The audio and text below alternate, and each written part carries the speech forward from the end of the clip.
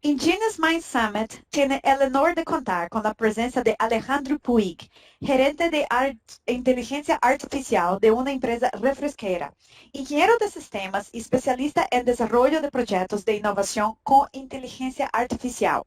Ha colaborado con las industrias farmacéuticas, empresas de tecnología y actualmente se encuentra liderando proyectos donde la inteligencia artificial es clave para el negocio de las empresas del consumo masivo más grandes de nivel mundial. Alejandro es un autodidacta apasionado por la inteligencia artificial, está focado en dar a conocer la tecnología a través de los medios digitales para desmitificarla, alentar su implementación en diversas áreas y disciplinas, así como concientizar sobre el uso de la poderosa herramienta. Él será quien nos hablará de Data Science and Data Analytics.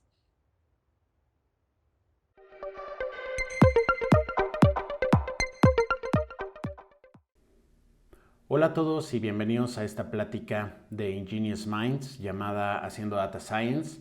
Yo soy Alex Puig, llevo varios años en varias industrias investigando, desarrollando y desplegando distintas soluciones que tienen como tecnología principal Machine Learning e inteligencia artificial. También genero contenido digital, el cual está enfocado en explicar los últimos avances que hay en inteligencia artificial y también algunos cuantos tutoriales. Ahorita estoy trabajando en una empresa de consumo masivo y me dedico en llevar las iniciativas de tecnologías emergentes y de AI para todo el sector de Latinoamérica. Y bueno, esta plática de hoy de Haciendo Data Science la hice pensando en gente que no necesariamente son data scientists, no son los expertos en esta ciencia, pero que quieren entender un poco más qué es y cómo es que podrían llegar a integrarlo en su día a día o cómo es que podrían empezar a desarrollar algún proyecto el cual tenga como fundamento los datos. Entonces, voy a estar platicando un poco cómo es que se llevan a cabo estos proyectos. No es una plática técnica, no voy a estar entrando a la matemática de cómo funcionan los modelos y los algoritmos de todo esto. Va a ser más un paso a paso de cuáles son los pasos más comunes en un proyecto de data science y de análisis de datos y cuáles son los problemas que nos podemos ir llegando a encontrar a lo largo del camino. Entonces, voy a empezar primero con algo muy básico, ¿qué es Data Science? Data Science, si entran en internet, van a ver un sinfín de definiciones, casi todas tienen algo en común, pero como que no hay una definición oficial de qué es un Data Scientist o qué es Data Science. Yo esta definición creo que engloba bien qué es Data Science y para qué se puede llegar a utilizar. Y básicamente es un campo que involucra distintas disciplinas para tomar volúmenes gigantescos de datos y encontrar patrones y comportamiento en esta información y con estos patrones poder explicar algún fenómeno o alguna pregunta de negocio o pregunta de la vida que tengamos y en algunos casos poderlo predecir. No todo lo que se hace en Data Science son modelos predictivos, pero sí podemos llegar a predecir qué es lo que va a suceder, dado que tengamos la data correcta y que llevemos a cabo un proyecto bien hecho, ¿no? En el cual no estemos metiendo algún sesgo que no tengamos que estar metiendo y lo hagamos todo de la manera más objetiva posible. Aquí abajo puse una pequeña definición de qué es un data scientist que me gusta bastante, que es un data scientist, es una persona que es mejor en estadística que un desarrollador y es mejor desarrollando que una persona que estudió estadística. Entonces, ya con esto fuera del camino, quiero pasar a quién puede hacer data science. Esto creo que esta rama de tecnología ha sido considerada por muchos una rama que solo la gente que es muy buena programando o que tiene conocimientos matemáticos muy fuertes son las únicas personas que pueden hacer data science. Y aunque sí el saber programar es casi básico en esto, y también necesitamos tener fundamentos matemáticos para poder hacer un buen análisis de la data y de la información, no está cerrado solo a esto. Muchas de las soluciones que he visto en varias industrias, en varias empresas, no son necesariamente hechas por data scientists. En casos he visto soluciones grandiosas que la persona que las desarrolló o que lo ideó y que fue la persona que planteó todo el proyecto y lo llevó de inicio a fin, era alguien que llevaba 10 años en la misma área y se sabe todo de cómo funciona el proceso.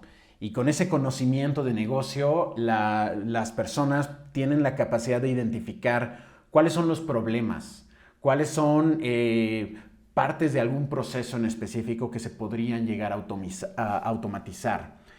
Y justo por este conocimiento tan fuerte que tienen del negocio, es que son gente muy buena para llevar a cabo proyectos de data science. Data science no solo es programación y matemática, sino es programación, matemática y conocimiento del negocio. Nosotros no podemos pensar en una solución, nosotros no podemos llegar y solucionar un problema para nuestra empresa si no sabemos bien a detalle cómo funcionan nuestros procesos. Entonces, aquí la salida un poco cliché es quién puede ser data science, es todos. Y esto lo digo precisamente para que quitemos estas barreras. Tiende a ser un tema el cual es tratado con algo de misticismo y no, pues eso de programación y matemáticas, pues déjaselo a esas personas, ¿no? Pero es importante que sepamos y que veamos que muchas de las soluciones que pueden brindar grandes beneficios a la empresa no tienen que ser necesariamente desarrolladas por data scientists, sino que todos únicamente si tenemos la curiosidad y el empuje suficiente como para tomar un proyecto, una pregunta de negocio en específico que tengamos y llevarla a cabo para cumplir alguna hipótesis. Obviamente todo esto basado en volúmenes gigantescos de datos.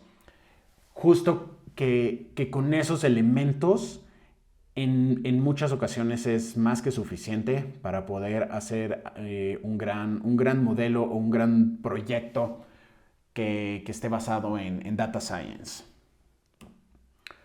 Aquí voy a hablar un poco de cómo podemos mejorar la probabilidad de éxito de nuestros proyectos.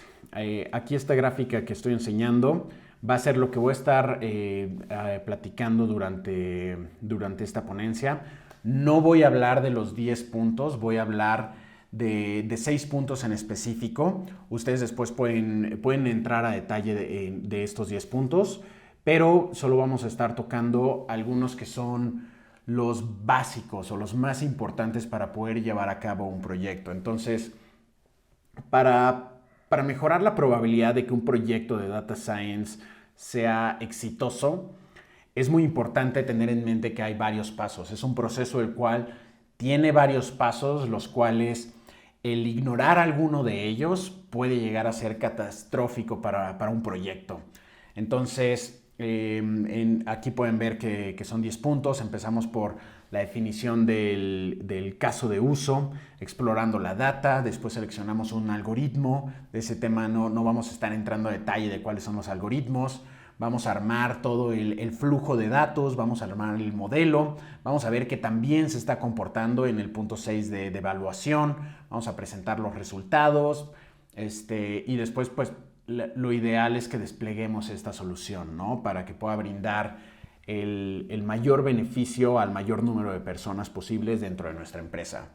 Entonces, ahorita lo que voy a hacer es, de todos estos 10 puntos, estoy tomando los 6 que yo considero los básicos que debemos de llevar a cabo en un proyecto de Data Science.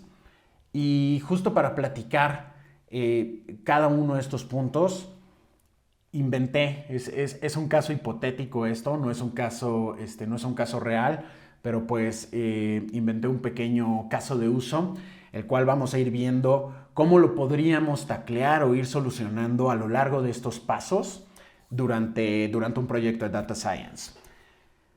Entonces, bueno, antes de pasar, todas las preguntas que tengan, déjenlas aquí en el chat y al final voy a estar justo respondiendo algunas cuantas de ellas. Entonces, ahí su participación es muy importante justo para esa sección. Y bueno, el caso de uso que pensé está basado en Argo, que están trabajando con Ford justo para hacer vehículos autónomos. Este caso de uso es un caso inventado. Nada de lo que voy a decir ahorita es tal cual lo que están haciendo para hacer este vehículo autónomo, pero es una manera en la que se podría llegar a hacer de esa manera en específico, y voy a estar platicando de cómo podríamos solucionar un problema de un vehículo autónomo. La razón por la que elegí el problema de un vehículo autónomo, pues estamos en un foro de Ford y justo con Argo están trabajando para este proyecto de un vehículo autónomo. Entonces creo que queda muy ad hoc. Pero también los vehículos autónomos son proyectos los cuales involucran cantidades gigantescas de datos. Entonces creo que es un muy buen ejemplo, porque solucionar un problema de este estilo requiere sí o sí estar procesando miles y millones de datos para poder mejorar una fracción el manejo de uno de estos vehículos.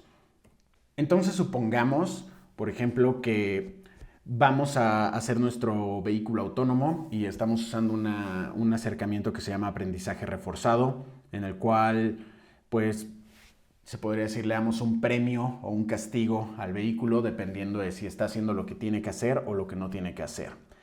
Y aquí supongamos que le decimos al vehículo que su meta es que el humano interfiera lo menos posible a la hora de manejar. Cuando se están haciendo todas estas pruebas de vehículos autónomos, normalmente hay una persona dentro de la cabina que simplemente está, por si el vehículo va a hacer alguna decisión errónea, la persona toma el volante y toma control del vehículo.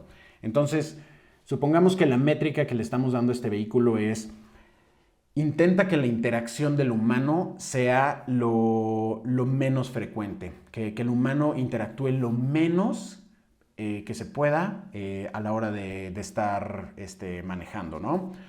Y a lo largo del desarrollo de este vehículo, vemos que el humano está interfiriendo bastante a la hora de manejar, y queremos entender un poco más qué es lo que está ocasionando que el humano decida tomar el control del vehículo. Entonces, aquí vamos a pasar al primer punto. El primer punto es: para empezar cualquier proyecto de Data Science, primero y súper importante tenemos que entender el problema. Muchas veces, por el afán de querer usar una tecnología nueva o un nuevo acercamiento, pues decimos, vamos a hacer un proyecto con inteligencia artificial, y a lo largo del camino vemos que solucionamos. Eso es mucho más común de lo que pensarían, y es una pésima manera de abarcar uno de estos problemas. Entonces, el primer paso de uno de estos proyectos es entender a detalle el problema que queremos solucionar y delimitar muy bien qué es el caso de éxito y cuál es el fracaso, ¿no? Entonces, en este caso, nuestro problema o nuestro objetivo es: queremos disminuir la intervención humana en el vehículo autónomo. Queremos que el humano tome el volante lo menos posible.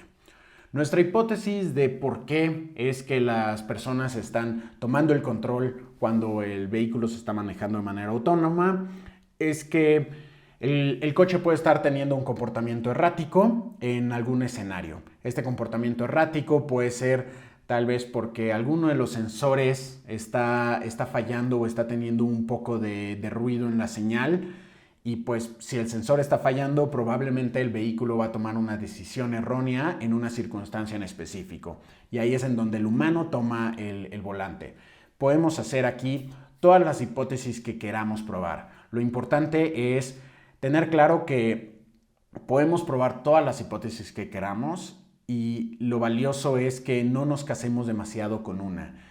Es muy común que pensamos, no, mi hipótesis es que uno de los sensores está mal y desarrollamos todo el proyecto para identificar una falla en uno de los sensores y eventualmente lo que vamos a terminar haciendo es sesgando un modelo. Vamos a terminar encontrando una falla en un sensor que probablemente no es lo que está causando que el humano interfiera a la hora de estar manejando el vehículo, pero vamos a reforzar nuestra creencia. Entonces podemos lanzar cuantas hipótesis queramos, pero sí tenemos que ser muy claros en que vamos a estarlo haciendo de la manera más objetiva posible.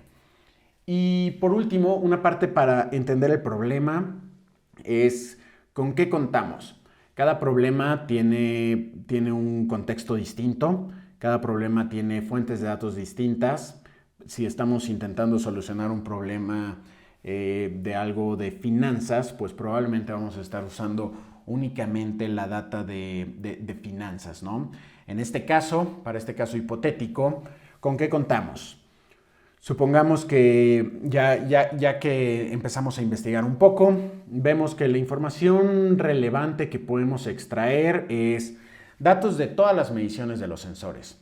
Estos vehículos tienen cientos de sensores los cuales están midiendo todas las cosas. Entonces, tenemos información de todos estos sensores y también tenemos toda la información de la cadena de suministro. Entonces, sabemos un coche en específico, a qué lote pertenece, qué piezas fueron las que se utilizaron para armar ese vehículo, cuáles son los sensores, de dónde vinieron, en qué fecha vinieron, simplemente porque si una de nuestras hipótesis es que hubo alguna falla en los sensores, entonces necesitamos poderlo rastrear.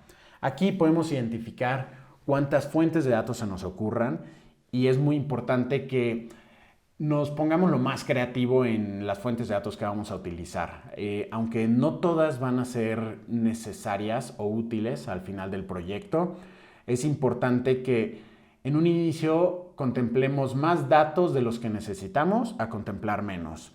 Probablemente alguien puede proponer empezar a tomar información del clima, porque tal vez el vehículo en ciertas condiciones en específico se estaba derrapando y probablemente es ahí cuando la persona estaba tomando control del vehículo. Entonces, tenemos que entender el problema, generar nuestras hipótesis y para empezar a hacer todo necesitamos saber con qué tipo de datos tenemos para poder empezar a aterrizar un poco más ya en una solución. Ya que identificamos todo esto, tenemos que empezar a familiarizarnos con todas las fuentes de datos que mencionamos. Y tal como lo dice el nombre Data Science, pues su insumo primario es la data. Cuando hablamos de datos, no estamos hablando únicamente de valores numéricos. Datos pueden ser imágenes, datos pueden ser videos, datos pueden ser archivos de Excel, correos electrónicos, casi cualquier cosa que se pueda guardar en una computadora son datos.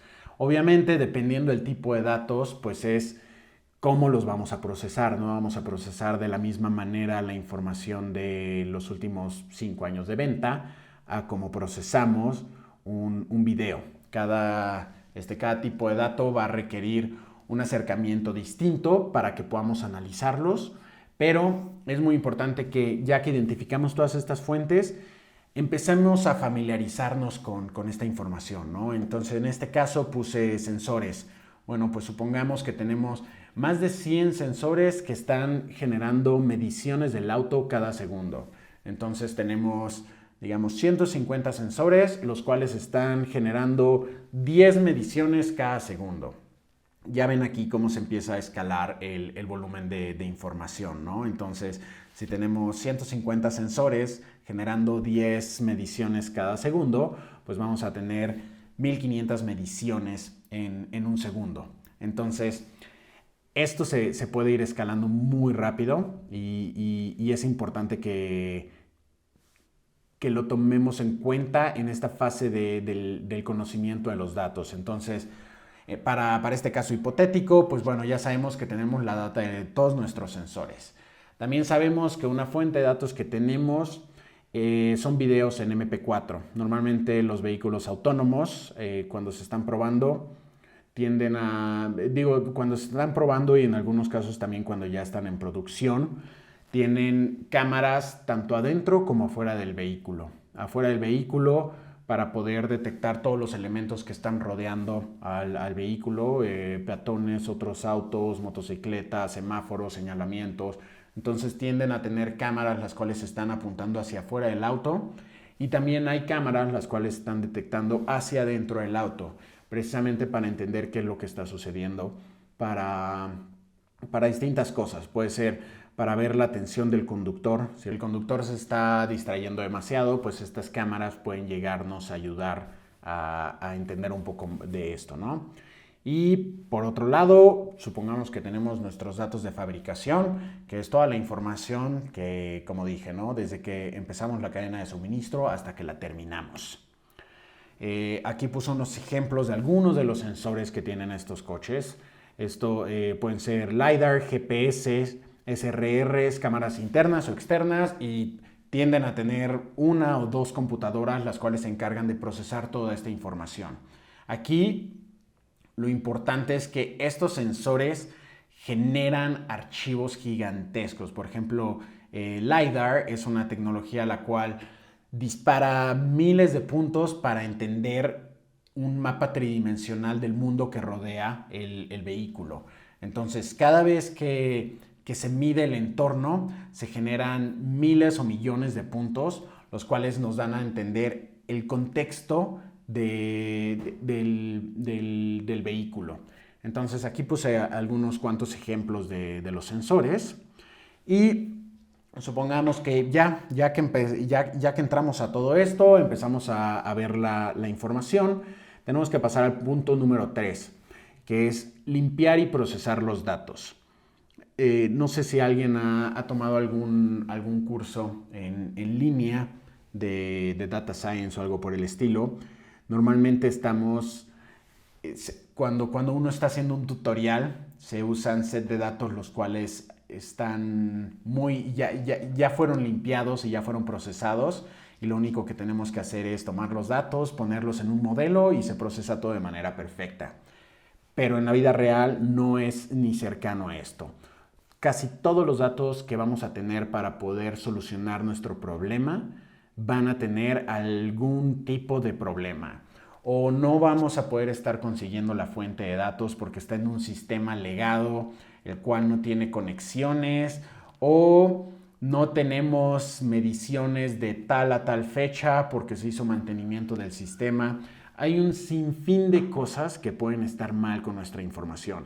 Entonces es muy importante que no solo porque recibamos una fuente de datos, supongamos recibimos un Excel de ventas, asumimos que toda la información de ahí está perfecta, ¿no? Siempre tenemos que entrar al detalle de esta información y ver precisamente la calidad que tiene y si tiene mala calidad, ver cómo podemos procesarlo. En el peor de los casos, si es una muy mala calidad, pues tenemos que considerar otra fuente de datos porque pues una fuente de datos muy sucia es mejor tirarla que intentarla procesar.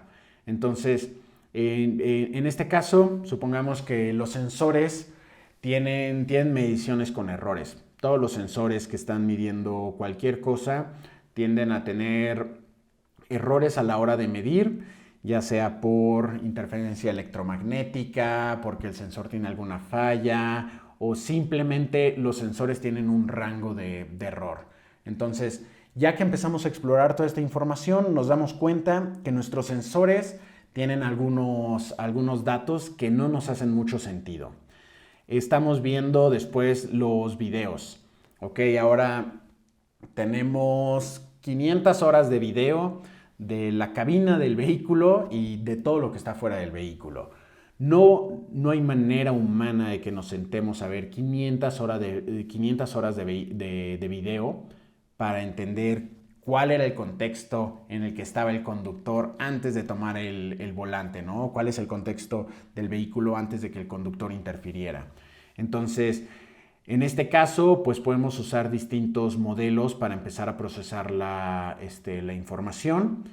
Después, supongamos que los datos de fabricación, justo lo que decía, hay los datos de toda la cadena de suministro, están en distintos sistemas y aparte algunos sistemas interfieren entre ellos. Unos dicen algunas fechas y otros dicen otras fechas. Entonces, nuestra data de fabricación tiene ese problema ya por default.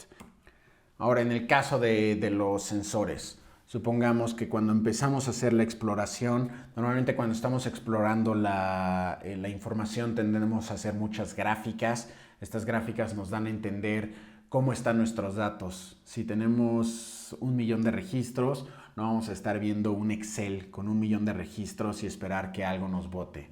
Tendemos a estar usando gráficas, las cuales nos enseñan un poco más explícito cuáles son los problemas que podríamos llegar a tener. Este es un ejemplo que encontré en internet. Supongamos que tenemos todas esas mediciones de los sensores e identificamos esos 2 puntos y esto es solo, digamos, 10 minutos. En 10 minutos tenemos 2 mediciones de los sensores, los cuales claramente no están bien. De un momento al otro se disparan hacia arriba o hacia abajo. Y parte de la tarea de limpieza de datos o del procesamiento es ¿qué hacemos con este tipo de información? Porque depende de la pregunta que tengamos, es lo que vamos a hacer con esta información. O depende de lo que esté causando este error, es lo que vamos a hacer. Uno de los casos podría ser simplemente esas 2 mediciones no las tomes en cuenta. Entonces en el segundo tal y en el segundo tal no vamos a tener medición porque las eliminamos, ya que claramente esas mediciones están erróneas. Pero también otra cosa que podemos hacer es, si forzosamente necesitamos que en esos segundos tengamos un dato para poder entrenar un modelo, para poder generar una predicción o un análisis a detalle, pues tal vez lo que hacemos es que esos puntos tomen el valor promedio de los 5 puntos adelante y los 5 puntos atrás que tienen. Entonces, pues en vez de que este número que está hasta aquí abajo se nos vaya hacia -2, pues bueno, le ponemos que sea el promedio de 5 puntos antes, 5 puntos después y vamos un poquito a poner la información un poquito más normalizada, ¿no? O al menos no vamos a estar viendo estas anomalías tan notables. Otra cosa que podemos hacer con el video, lo que les mencionaba, no vamos a sentarnos a ver 500 horas de video para entender qué es lo que estaba pasando por la mente del conductor.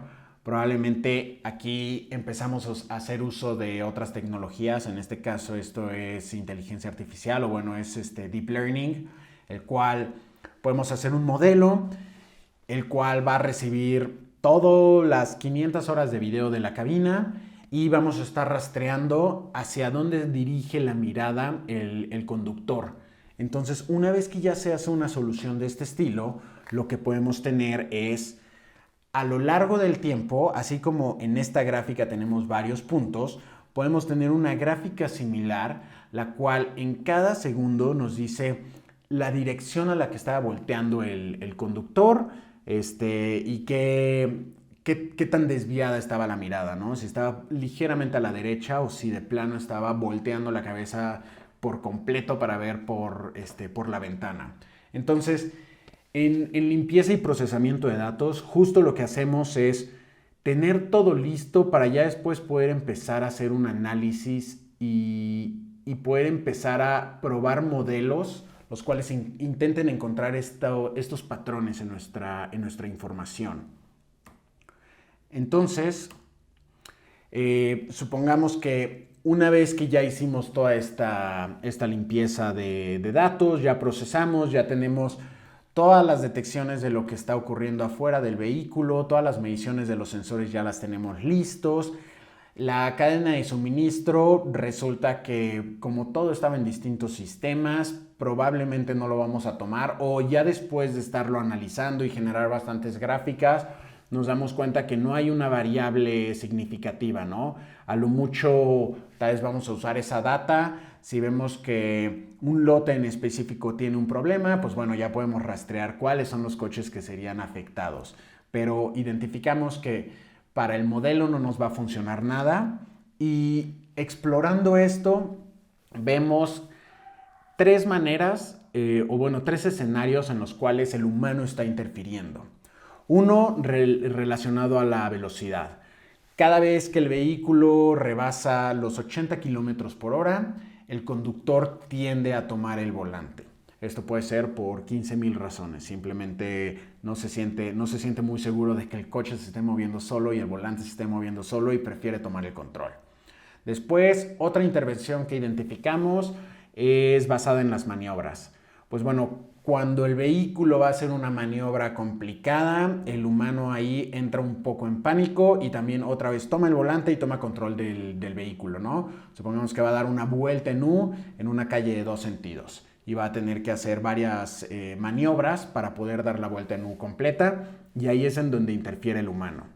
Y la otra intervención que identificamos es cuando el conductor no está poniendo atención y aparte el vehículo va a una velocidad en específico, es entonces cuando el conductor toma el volante. Entonces supongamos que si el vehículo va a 70 kilómetros por hora y la persona que va dentro de la cabina está volteando hacia la derecha, el momento en el que voltea hacia adelante y otra vez ve como todo lo que está sucediendo, por reacción humana, la persona toma el volante, ¿no? Como que se asusta de que estaba muy desatento, y al momento de poner atención intenta tomar control, aunque el vehículo no esté haciendo nada erróneo. Y ahora, una vez que ya hicimos nuestro análisis, ya limpiamos la data, ya vimos más o menos qué es lo que puede llegar a ser, y en este caso di 3 ejemplos, pero podemos identificar todas las raíces que expliquen nuestra hipótesis, ¿no? Entonces, si nuestro objetivo es que el humano interfiera lo menos posible, ya vimos que al menos el humano interfiere específicamente en 3 situaciones muy claras. Una vez que ya hicimos esto, podemos simplemente haber hecho un análisis explorativo en el cual ya vimos los 3 escenarios. Y con eso es suficiente. Ahí pudimos haber terminado el proyecto. Depende, como digo, ¿no? Del objetivo que se tenga y del alcance que tenga el proyecto en específico. En algunos casos es suficiente únicamente llegar y decir, después de haber hecho el análisis de las cámaras, de los sensores, identificamos que en estas situaciones son en las que el humano está interfiriendo. Pero también algo que podemos hacer es, hay que desarrollar un modelo. Aquí un modelo básicamente es una función matemática, o es un algoritmo el cual, con toda la data que ya limpiamos, que ya procesamos, que ya tratamos, vamos a dársela a este modelo para que pueda generar predicciones o que pueda tomar acciones de manera un poco inteligente. Entonces, aquí un caso un poquito más claro es cuando estamos haciendo una proyección de ventas, así como la clásica gráfica, y estamos proyectando las ventas en los siguientes X números de días, meses o semanas. Esas proyecciones son justo hechas por un modelo el cual se entrena con todo el histórico de datos, identifica los patrones y dice, ok, con esta data y estas distintas variables que me diste, yo te puedo decir que la venta en la siguiente semana va a tener esta tendencia, ¿no? O va a ser la cantidad de venta. Y aquí, en este caso, supongamos que queremos implementar ahora un modelo. Oye, pues ya identificamos. Uno de los problemas en los que la gente está más tomando el volante es cuando estás volteando hacia afuera del coche, el coche se está manejando perfecto, pero de repente cuando voltean se asusta la gente y toma control del volante. Y ese es el que queremos taclear porque es el que el 90% de las intervenciones ha sido justo por esto en específico. Entonces, lo que podemos hacer es desarrollamos un modelo el cual tenga la capacidad de decir, oye, con todas estas variables, o sea, estoy viendo lo que está haciendo el vehículo ahorita, estoy viendo lo que está pasando afuera del vehículo y estoy viendo lo que está pasando adentro del vehículo y te estoy haciendo la predicción como modelo de que la persona probablemente va a tomar el volante apenas voltee hacia adelante. Entonces queremos hacer un modelo el cual genera esta predicción de, oye, la persona va a agarrar el volante porque no está poniendo atención. Y lo que queremos hacer es que cuando el modelo detecta eso, supongamos que lo va a detectar 3 o 5 segundos antes de que la persona genuinamente tome el volante, se despliegue una alerta, ¿no? A la persona que va dentro del vehículo, diciéndole que pues, tiene que poner un poquito más de atención. Y aquí, a la hora de seleccionar un modelo, es muy importante que no hay un modelo el cual funciona para todo, no hay un modelo el cual lo resuelve todo. Hay distintos modelos y algunos se van a adecuar mejor a nuestro caso de uso y otros no. Por ejemplo, esta gráfica que estoy enseñando, la que está arriba, es el mismo set de datos. No es de vehículos autónomos, pero es para que entiendan. Todo es el mismo set de datos y básicamente lo que se le está pidiendo al modelo es quiero que me clasifiques cuáles son puntos rojos, cuáles son puntos azules. Los puntos rojos pueden ser lo que sea y también los azules, ¿no? Y cada una de las columnas es un modelo distinto. Y lo que podemos ver es que dependiendo del modelo que elegimos, vamos a tener un distinto resultado. Y esto depende mucho de qué es lo que estamos buscando. Probablemente en estos casos, ¿no? En estos dos rectángulos que están justo en el centro, pues podemos segmentar muy bien los datos, pero tal vez no es lo que necesitamos. Necesitamos hacerlo un poco más lineal, ¿ok? Entonces probablemente vamos a tener que usar alguno de estos modelos que tenemos hacia la derecha. Entonces, la selección de modelos es una de las partes más divertidas porque es justo estar probando distintos algoritmos, distintas funciones matemáticas, las cuales intentan predecir el comportamiento. Entonces, tenemos 5 modelos. Los 5 modelos les estamos dando la información de los sensores, de las cámaras, tanto de afuera como de adentro, y algunos modelos van a poder predecir mejor cuando el humano va a tomar control y a algunos les va a ir muy mal. Entonces, tenemos que probar distintos acercamientos para ver cuál es el que se adecua más a nuestro caso de uso en específico. Y una de las métricas que probablemente han escuchado cuando se habla de este tipo de proyectos es el F1 score, el puntaje F1 o accuracy o certeza. Básicamente, ¿cómo sabemos si el modelo se comporta como queremos que se comporte? Tenemos que generar una métrica y un valor el cual nos diga si el modelo genuinamente está diciendo que el humano va a tomar el volante cuando en verdad lo toma. Entonces, bueno, cuando en verdad sí lo va a tomar. Entonces, accuracy básicamente es de las 100 veces que el coche te dijo, el modelo te dijo, la persona en los siguientes 5 segundos va a tomar el volante, así que ahorita lánzale la alerta. De 100 veces que predijo eso, resulta que 95 de ellas eran cierto y 5 de ellas eran falsas, ¿no? Entonces, no es tal cual el cálculo, pero o sea, supongamos, es el 95% de certeza o de accuracy, lo que quiere decir que de cada 100 predicciones, 95 van a estar bien y de vez en cuando va a haber unas 5 que va a llamarle la atención al conductor cuando el conductor ni siquiera tenía la mínima intención de tomar el volante. Esto es algo que pasa en todos los modelos. Nunca vamos a tener un modelo perfecto el cual logre generar una predicción sin error alguno. Siempre vamos a tener un error y vamos a tener que aprender a lidiar con ese error de distintas maneras.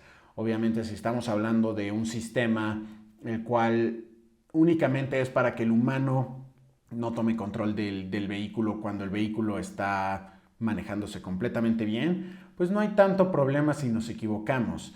Pero si estamos hablando de un modelo que está en un componente más importante o crucial del sistema, pues probablemente no vamos a necesitar un 95% de certeza, ¿no? Vamos a tener que levantarlo a un 99%.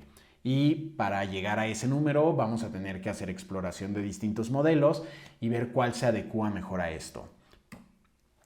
Después, supongamos que ya identificamos el modelo, tenemos un buen accuracy. Ahora lo que se tiene que hacer es, tenemos que armar un proceso y tenemos que probarlo. Entonces, nuestro modelo es parte de un proceso que está ocurriendo dentro del vehículo. Y aquí es el vehículo está tomando todas estas mediciones constantemente, las está mandando a la computadora está haciendo ciertas cosas.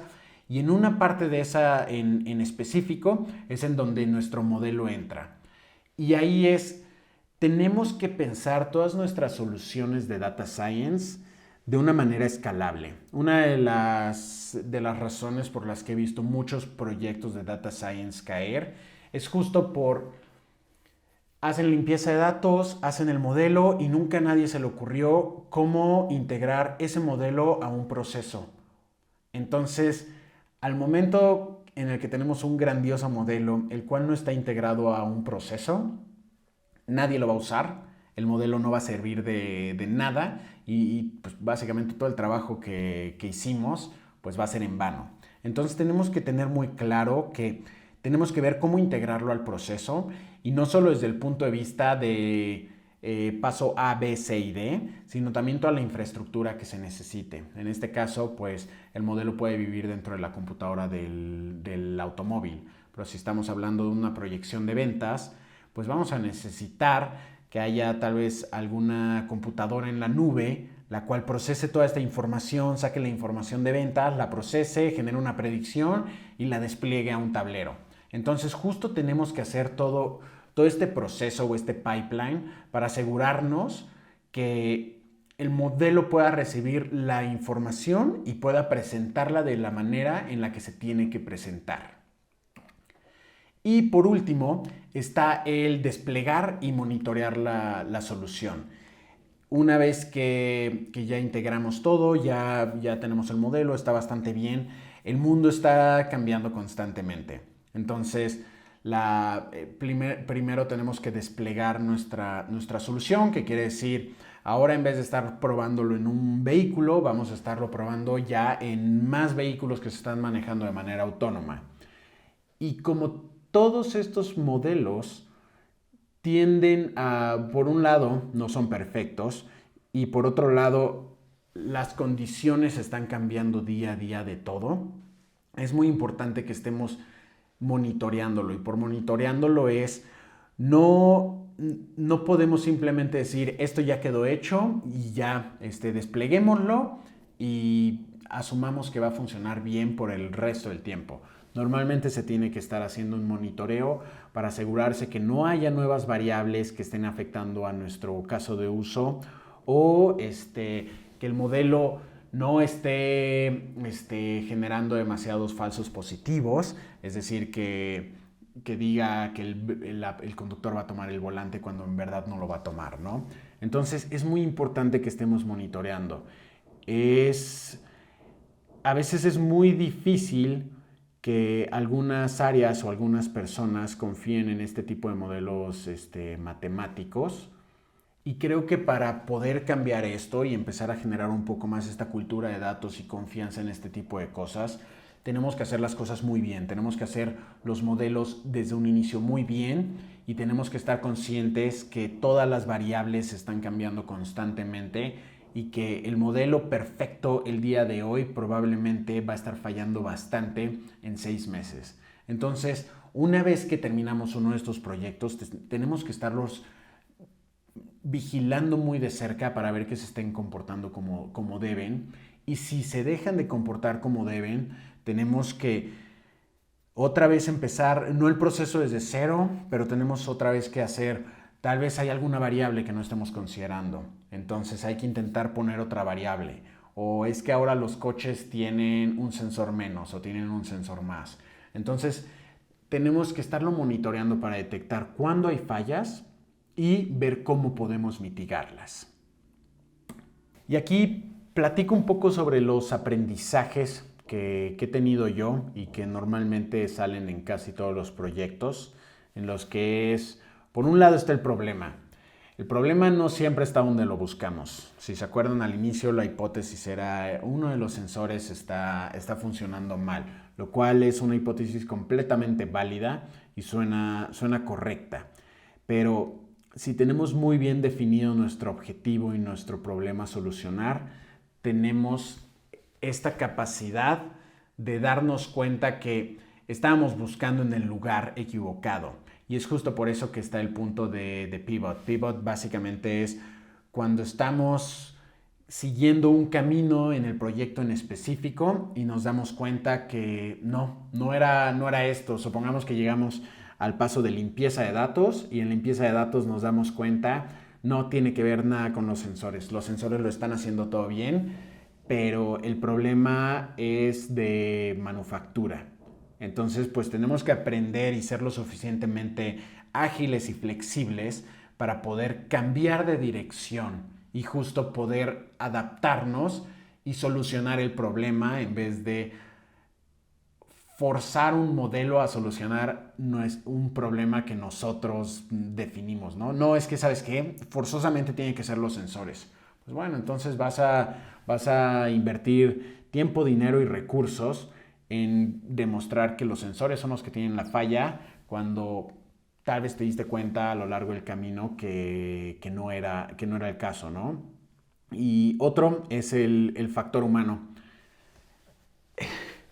El factor humano, gran parte de lo que estamos haciendo en Data Science va a ser utilizado por los humanos y tenemos que darnos cuenta que hacer un nuevo proceso el cual requiere algo de Data Science no es únicamente llegar y decir aquí está el modelo está bien hecho y ahora háganle caso, sino que tenemos que hacer un poco este cambio de cultura y tenemos que convencer a la gente, a los humanos, de que usen nuestras herramientas, ¿no? Y que nuestras herramientas son confiables. Y es precisamente por lo que tenemos que hacer muy bien estos proyectos y monitorearlos.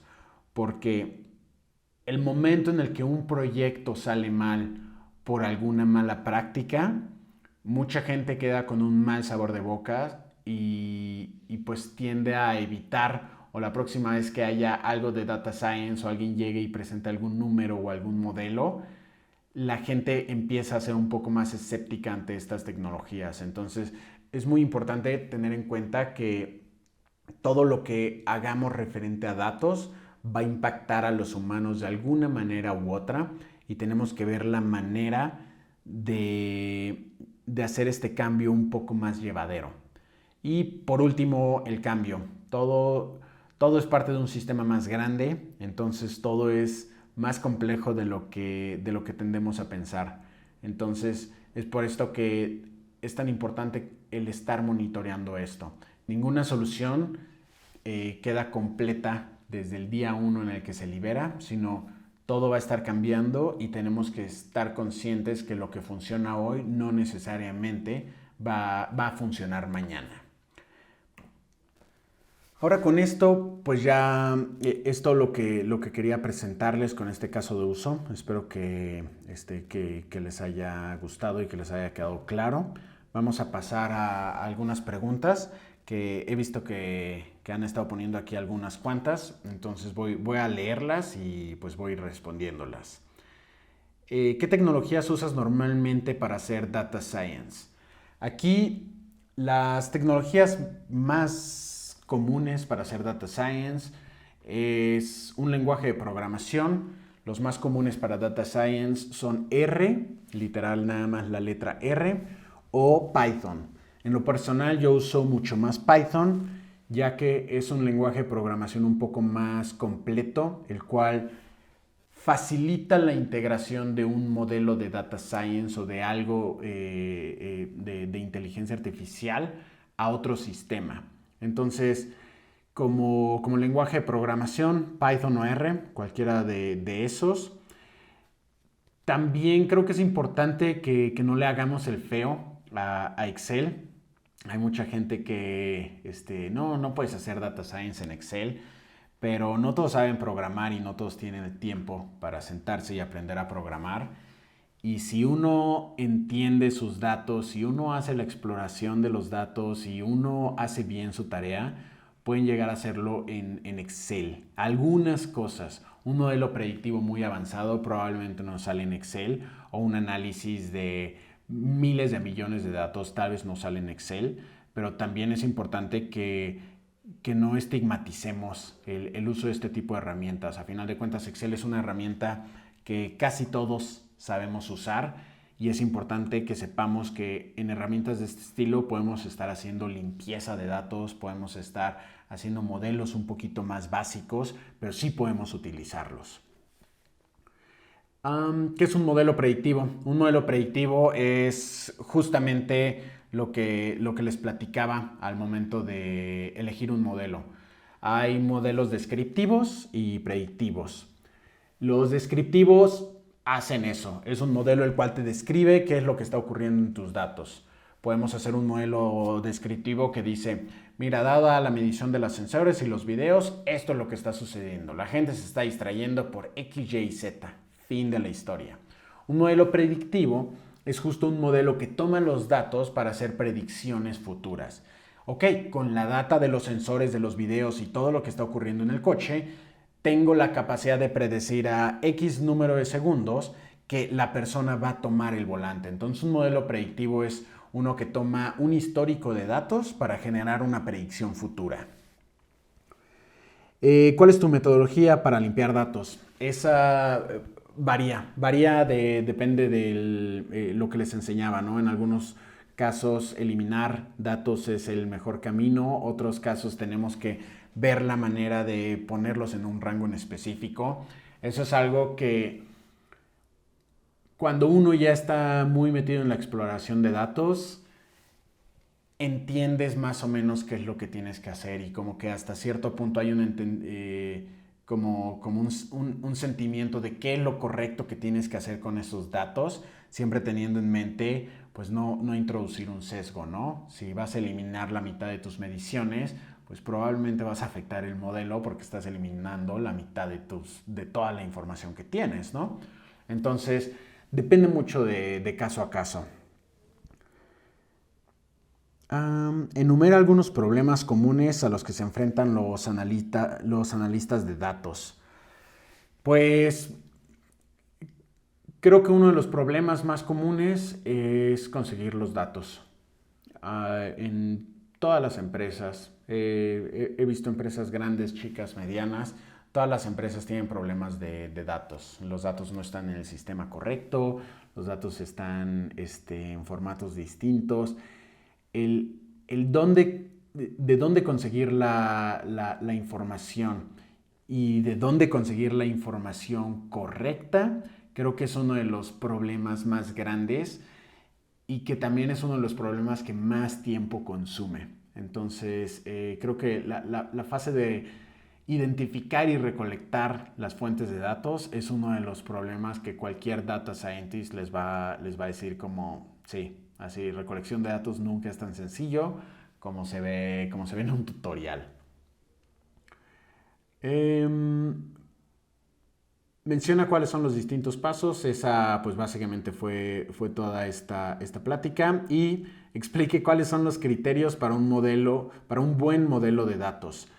Y bueno, como les decía, depende mucho, es accuracy o F1 score, depende del tipo de modelo que se está usando en específico, es cómo podemos decir si nuestro modelo es bueno o malo. A final de cuentas también importa el caso de uso. A veces un 80% de accuracy es un buen modelo y en algunos casos un 80% de accuracy es un muy mal modelo. Entonces les recomiendo que cuando estén trabajando en un proyecto de este estilo y estén viendo qué modelos elegir, investiguen cuál es la métrica con la que se mide ese modelo en específico y entiendan cuál es el umbral sobre el cual van a decidir si es un buen modelo o un mal modelo, ¿no? Entonces, no me gusta dar las respuestas de depende, pero pues en este caso sí depende del problema que tengamos en específico. Y bueno, creo que ya estamos justo en el límite del tiempo, entonces no vamos a poder tomar más preguntas, pero espero que les haya gustado, espero haberles aclarado un poco cómo es que tienen que taclear este tipo de problemas. Y como última recomendación, pues creo que solo les diría que tomen este tipo de proyectos sin miedo. Si no saben matemáticas, si no saben programar, no se espanten. Es algo que se va aprendiendo a lo largo del camino. Y la habilidad de poder hacer análisis y gestión correcta de los datos, creo que es una habilidad que aplica para todas las áreas en todas las empresas. Entonces es una habilidad muy importante. Así que pues los invito a que piensen alguna parte de su día a día en la cual puedan apalancar los datos, ya sea para automatizar un proceso, para generar algunas predicciones. Siempre hay algo que se pueda mejorar con los datos. Y bueno, que tengan muy buen día. Muchísimas gracias por la invitación y disfruten el resto del foro.